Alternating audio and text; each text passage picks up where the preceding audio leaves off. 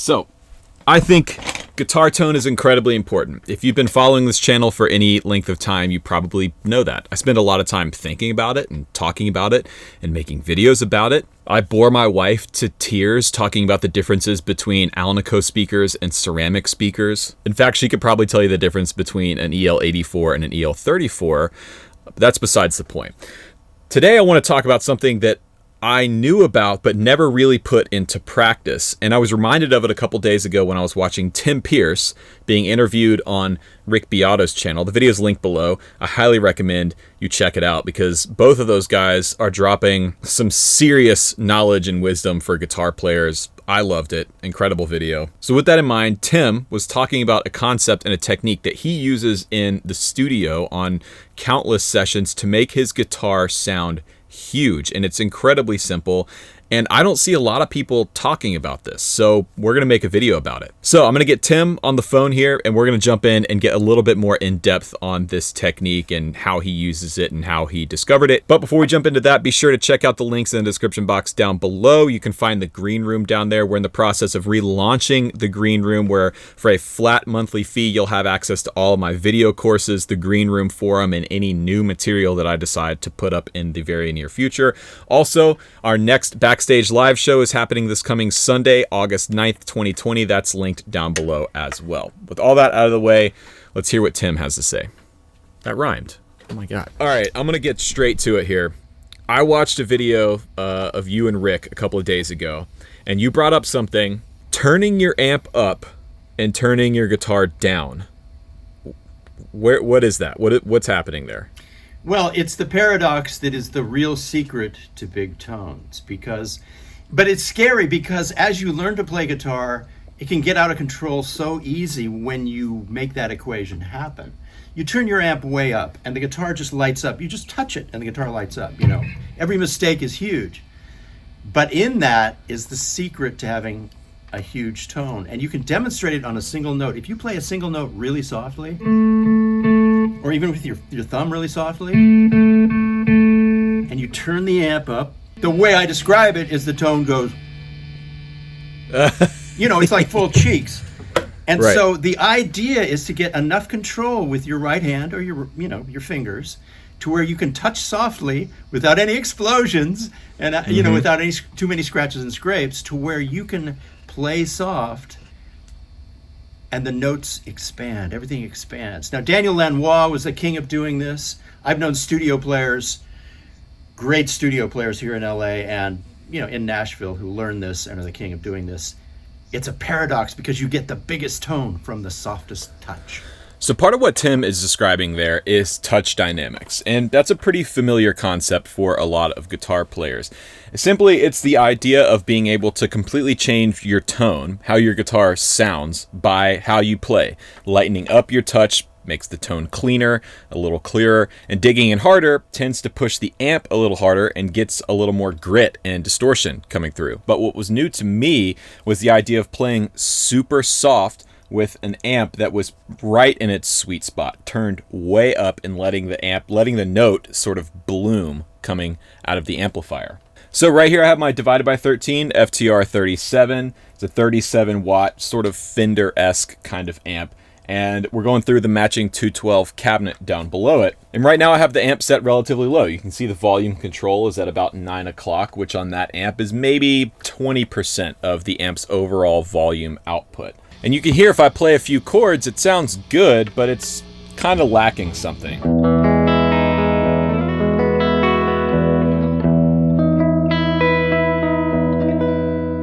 So now I'm going to bring the volume control up to the amp's sweet spot, which after playing this thing for years, I know is right about 1230 on the volume knob.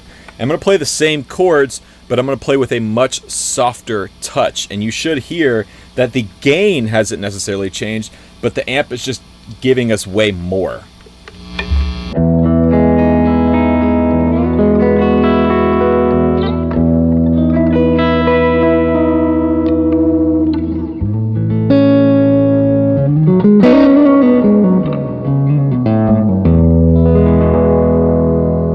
Now, and you're not actually adding that much gain. You're not adding distortion necessarily. It's not like you're hitting your amp with a boost pedal or an overdrive or a fuzz. The tone essentially is staying the same. Like what you just played was sort of like an edge of breakup, kind of clean tone, but it was so much more expansive. It's even better than that, though, because I do have a pedal on right now, but it's a kind of an organic pedal, a natural sounding pedal, a pedal that just pushes the front end. It's my ODR1. It could be anything, something that is just a gain pedal, clean boost type of pedal. And the reason it gets better than that is that with your pick, you can go from clean to dirty in the middle of a phrase.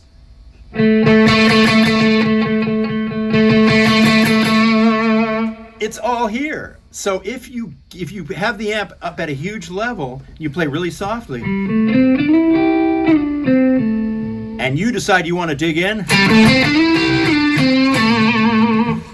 and the natural compression in the amp, it sounds really, really good. I mean, you are hitting a wall at the top, but it's a good sounding wall, when you dig because in. it's soft clipping the tubes, natural, right? Yeah. The other thing I think that you're describing is when you're pushing the amp, you're not just getting the preamp section overdriving, you're now pushing the power amp section, Yes. right? Yeah, which is always a great sound. It's always a great sound. I mean, people try and imitate that, but they can't. You really can't imitate the sound of a robust power section. I mean, I have my Park 45 100 on right now. It's 85 watts. So that kind of headroom going into a speaker cabinet and then being mic'd and coming back, hard to beat. So in order to understand how this is actually working and what your amp is doing, you need to know a few basic things about tube amp anatomy. Pretty much all tube amps consist of a few basic sections. You have your preamp section, your power amp section, and then your output transformer. Now the preamp section and the power amp section both have their own set of tubes, vacuum tubes, that are responsible for taking your guitar's tiny electrical signal that's coming from the pickups and amplifying them. And as we start to push those tubes in those preamp sections, power amp sections a little harder, that's when you start to introduce harmonic distortion in the form of soft clipping. There's a whole section of my tone course dedicated to this stuff, so if you want to know more about it, you can check it out down below. But what Tim is talking about is not just pushing the preamp section, these 12 AX7 tubes here, but also pushing the power amp section, which is these two 6v6s here in this particular amp. As you start to push the volume of the amplifier, you're not only making the preamp section work harder, but you're also pushing the power amp section. And that's accomplishing a few things. First and foremost, the amp's getting louder, which is pretty self-explanatory. But one thing you might not realize is when you're pushing a speaker harder, the speaker has its own distortion and compression characteristics that it's implying into your tone. Another thing that begins to happen is you're pushing the power amp tubes a little bit harder, and they are starting to add some harmonic distortion, add some gain, some soft clipping into the signal, which we as human beings find really pleasing. We like to hear that harmonic distortion happening. Now, when you turn the amp way up, you start to work the preamp section and power amp section a little harder, but by playing softly, you're not overloading those tubes, causing them to distort or causing them to clip. You're getting the true characteristics of the amp's circuitry along with the tubes, what type of tubes you have in the different positions, along with the actual characteristics of the speaker, how the speaker distorts and compresses. All of that stuff comes to life when you start to turn your amp up. And when you're playing softly, you're not really overloading that amp. And so it really gets to shine through and kind of show you its true characteristics. It was a hard lesson in the studio to realize, you'd hear my track coming back and it would be kind of hitting a wall and not sounding as fat. And then the guy over here, let's say Michael Thompson, he was a, really busy studio guitar player here, or Dan Huff, or Steve Lukather, they all knew instinctively. They all had the control and the confidence to have their track boosted really loud and play really soft. So I learned it from the other guys, the guys we know, the guys we idolize. Now, when it comes to actually dialing in the sound on an amp, what are you looking for? Because, depending on the type of amp that you might be playing, there's a sweet spot of where you're getting the amp louder, and then it kind of crosses that threshold to where it's no longer getting louder, it's just getting more distorted. So what are you looking for when you're dialing in this kind of huge tone? I'd say generally it's at around 5 or 6 on most of the amps I have. you have to recognize that an amp has one place where it sounds the best. And it's kind of disappointing because you spend all this money and you think, I want it to be great on 10 and I want it to be great on 2. It's not how it works with these amps that I like the best. They generally have one spot where they sound fat, they're beginning to break up, not too much transient. So you don't need to use a compressor. It's where they start to compress sweetly, and it's usually not maximum gain and probably isn't as much gain as you want. And that's when you go to a pedal to get more gain. So rather, if I dime this park, it's gonna flubber out at 10. But if I leave it on, it's like on 4.5 right now, and I get the gain from a pedal, it's the ultimate. So now we're going to dial in this Bad Cat Cub 40 over here. And this is a good amp to use as an example because it's got a really great master volume and a preamp volume on it to work with. So right now I've got a sound pulled up and you can tell it's kind of anemic.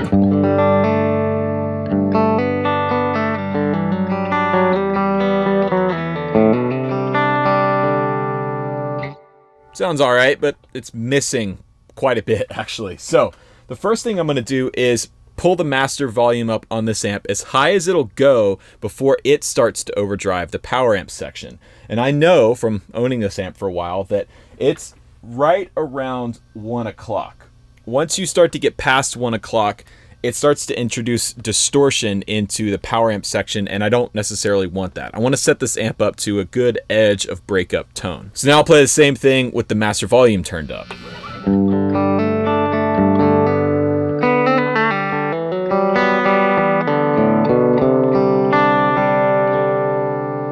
Now that's definitely better, but it's still not quite where I want it to be. So I'm going to go to the preamp control here and start to push the preamp section a little bit harder as well.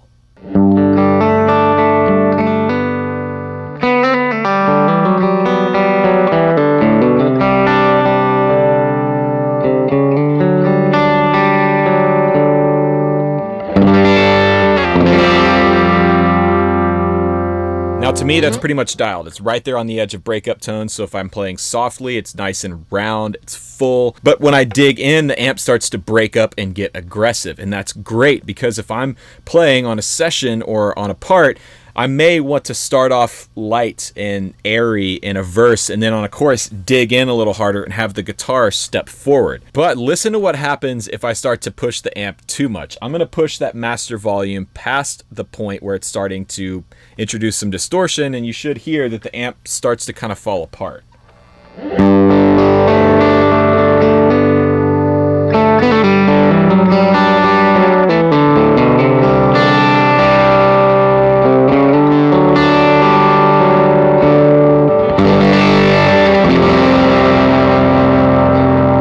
To me, that's way too much for this particular amp. I couldn't get it to clean up no matter how light I played, and when I did dig in, it kind of got really flubby and fell apart. So that's how you find your amp's sweet spot. Get it right up to the edge where you can still play clean, and when it digs in, it breaks up, and when you push it past that point and it starts to get gross and flubby, you know that's right where your amp wants to live.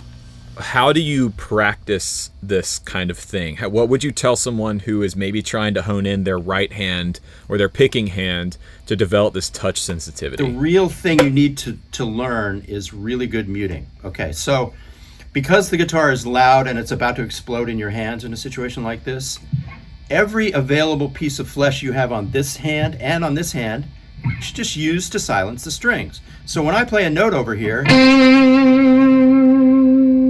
I play that note, the thumb is muting the low E string, the flesh from the index finger is muting these top two strings, and my palm settles down and mutes the open D and the open A.